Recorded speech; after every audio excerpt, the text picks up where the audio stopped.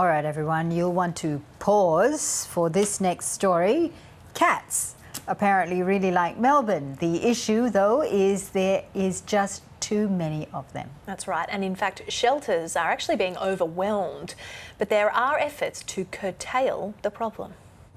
This is the Lost Dogs Home in North Melbourne.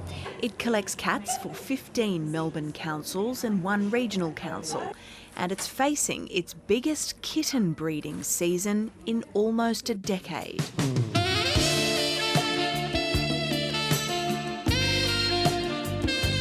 Only a few weeks into the new year and the number of animals coming through shelters is already up by 30% on last year. While kittens are cute and they make great pets, too many cats can be deadly for native animals. So the Lost Dogs Home is taking action with an event they've called De-Sex in the City. The home has just wrapped up a 24-hour de-sexing marathon for cats and kittens with 10 vets and 20 nurses. The aim was to control the number of lost and abandoned animals in the community. So, was it a success? OK, the Home's Head of Veterinary Services, Dr. Jessica Wilde, joins us now. Jessica, was it a success? It really was. It was such a fantastic 24 hours, very busy, and definitely we're all feeling a little bit weary, but we have successfully de-sexed 243 animals over the last 24 hours. That's 3 more than I think your aim was. Yes. We had a few sort of last-minute cats who needed to get out into their forever homes as quickly as possible. So we got them in at the end of the day. Now, obviously, De-Sex in the City, it kind of pokes fun at this as a problem, but it is a big problem. Why is it an issue if there are too many cats? Look, lots of different things. Firstly, we find that the community cats, as you've highlighted already, too many cats in our environment means they're a threat to our wildlife. But equally as well, it's also a threat to themselves. It's not fair on them where many of them aren't able to find food. Many of them get injured. We don't want that for any animal living within Victoria.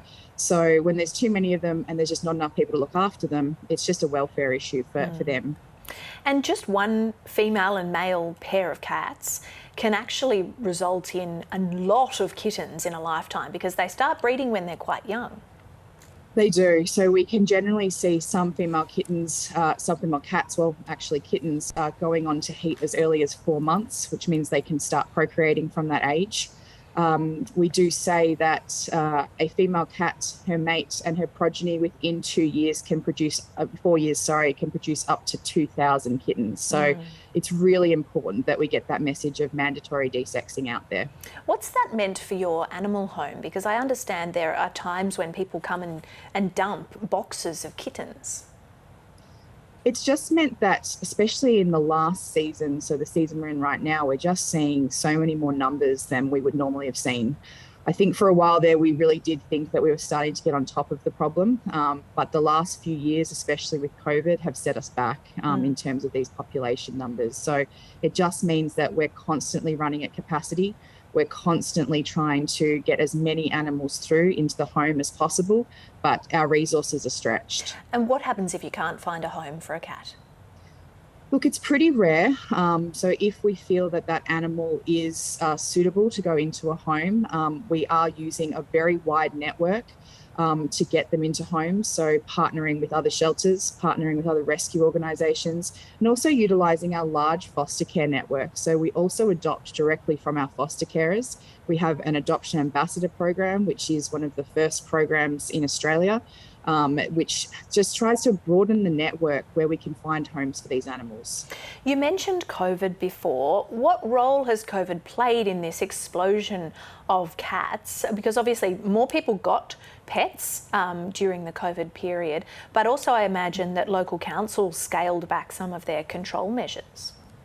Yeah, look, I think it's a combination of those things. So firstly, with the fact that most organisations, including local councils, had to scale back general operations, which one of the things which they do is they trap cats which are out and about in the community.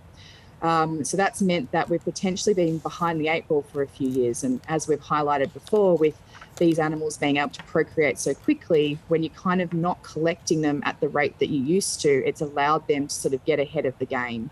And then equally as well, we do know that during COVID, a lot more people adopted animals, a lot more people came into care of animals during that time.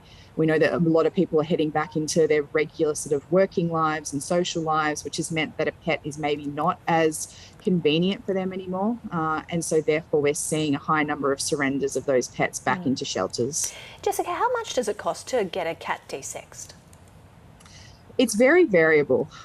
So it is one of those things that a lot of vet clinics use as a loss leader. So we don't aim to make margins on this because we know the importance of it. So while it might seem expensive, and that could range anywhere from, $80 like we're offering right now through to $300, depending on the size and type of pet that you have.